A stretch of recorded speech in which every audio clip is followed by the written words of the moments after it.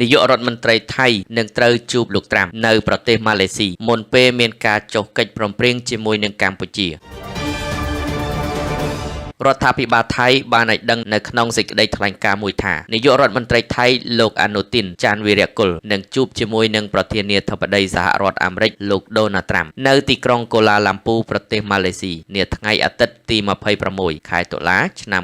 2025នេះមុនពេលពិធីចុះហត្ថលេខាលើកិច្ចព្រមព្រៀងជាមួយកម្ពុជានេះបើយោងតាមការចេញផ្សាយដោយទីភ្នាក់ងារសារព័ត៌មាន Reuters នៅថ្ងៃសៅរ៍ទី25ខែតុលាឆ្នាំ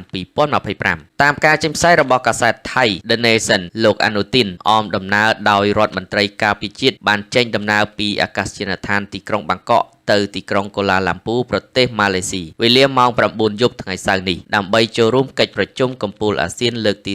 47និងកិច្ចប្រជុំពាក់ព័ន្ធលោកអនុទីននឹងជួបលោកត្រាំដើម្បីពង្រឹងកិច្ចសហប្រតិបត្តិការលើបញ្ហាសេដ្ឋកិច្ចសន្តិសុខនិងការអភិវឌ្ឍប្រកបដោយចីរភាពនៅក្នុងតំបន់បន្ទាប់មកលោកនឹងចូលរួមចុះហត្ថលេខាលើសេចក្តីប្រកាសរួមរបស់នាយករដ្ឋមន្ត្រីនៃព្រះរាជាណាចក្រកម្ពុជានិងនាយករដ្ឋមន្ត្រីនៃព្រះរាជាណាចក្រថៃដែលគូបញ្ជាក់ពីជំហានសម្រាប់ការគ្រប់គ្រងព្រំដែនថៃកម្ពុជានិងការលើកកម្ពស់សន្តិភាពរវាងប្រទេសទាំងពីរដែលមាននាយករដ្ឋមន្ត្រីម៉ាឡេស៊ីនិងប្រធានាធិបតីសហរដ្ឋអាមេរិកជាសាក្សីដែលឆ្លុះបញ្ចាំងពីការបដិញ្ញាចិត្តពិតប្រាកដរបស់ថៃក្នុងការជំរុញដំណើរការសន្តិភាពថៃកម្ពុជាជាមួយនឹងគ្នានោះផងដែរលោកត្រាំក៏បានប្រកាសនៅលើបណ្ដាញសង្គមថាកិច្ចព្រមព្រៀងសន្តិភាពកម្ពុជាថៃនឹងចុះហត្ថលេខាភ្លាមៗពេលដែលលោកអញ្ជើញទៅដល់ប្រទេសម៉ាឡេស៊ីលោកដូណាល់ត្រាំគ្រងអញ្ជើញដល់ប្រទេសម៉ាឡេស៊ីនៅម៉ោងជាង 10 ព្រឹកថ្ងៃនេះគណៈសម្ដេចមហាបវរធិបតីហ៊ុនម៉ាណែតនាយករដ្ឋមន្ត្រីកម្ពុជានិងលោកអនុទីនចាន់វីរៈគុលនាយករដ្ឋមន្ត្រីថៃ